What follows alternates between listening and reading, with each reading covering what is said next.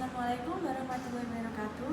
Kami di sini akan mempresentasikan paper tentang analisis ketidakmampuan membaca pada siswa SMP di Pangandaran.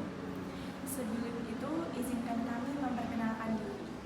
Saya Nadine Elsa Fitri dengan NIM 202460002. Saya Regita Oktavia Anissa Fitri dengan NIM 202460025. Saya Nurtamania Rohmat dengan NIM 202460013. Membaca merupakan keterampilan dasar dalam proses pembelajaran di sekolah dan menjadi dasar untuk menguasai berbagai mata pelajaran lainnya. Namun pada kenyataannya banyak siswa yang menghadapi kesulitan membaca sehingga menghambat akademik mereka. Ketidakmampuan membaca menjadi masalah penting dalam dunia pendidikan dan memerlukan perhatian yang serius dari berbagai pihak. Beberapa siswa SMP di Pangandaran tengah menjadi fokus permasalahan saat ini. Nah, di sini kami akan memaparkan kemungkinan faktor penyebab dari masalah tersebut, pencegahannya, lalu penanganan atau solusinya, dan kontribusi mahasiswa dalam menghadapi masalah tersebut jika terjadi di daerah lain.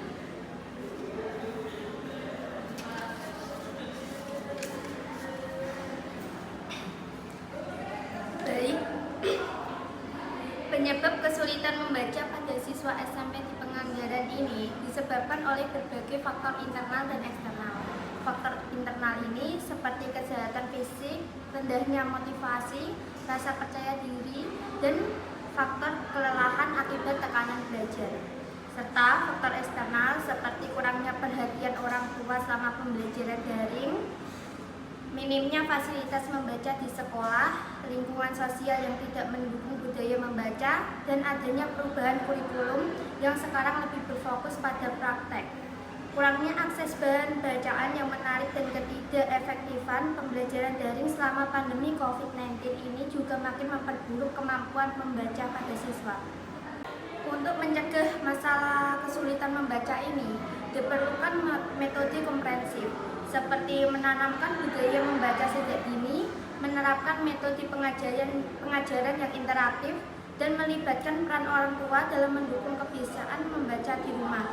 Misalnya dengan memotivasi anak membaca buku sebelum tidur dan menciptakan lingkungan yang mendukung minat baca. Selain itu, guru perlu membimbing dan mendampingi semua secara aktif. Sementara komunikasi antara guru dan orang tua harus dilakukan untuk memantau perkembangan siswa tersebut. Ataupun penanganan terhadap siswa yang mengalami kesulitan membaca. Yang pertama ada menggunakan pendekatan individual seperti kelas membaca intensif. Yang kedua ada pemanfaatan teknologi, misalnya aplikasi interaktif untuk pembelajaran membaca. Yang ketiga ada kegiatan membaca berulang untuk meningkatkan kelancaran dan pemahaman. Dan yang terakhir ada program peningkatan minat pembaca seperti jam cerita, lomba membaca, dan pembuatan clipping. Ada penerbitan buletin sekolah dan pameran buku, tugas abstraksi, dan bimbingan teknis membaca. Salah satu pihak yang dapat memberikan kontribusi signifikan dalam mengatasi masalah ini adalah mahasiswa. Sebagai agen perubahan, mahasiswa memiliki potensi untuk terlihat dalam berbagai kegiatan yang dapat membantu meningkatkan kemampuan membaca siswa di tingkat SMP, yaitu yang pertama ada melakukan program pengabdian masyarakat seperti kelas literasi dan klub baca. Yang kedua ada merancang kegiatan kreatif seperti lomba membaca dan pembuatan buku cerita. Yang ketiga ada melakukan penelitian terkait metode pembelajaran membaca yang sesuai dengan karakteristik siswa. Dan yang terakhir berkolaborasi dengan sekolah, orang tua, dan masyarakat untuk solusi jangka panjang.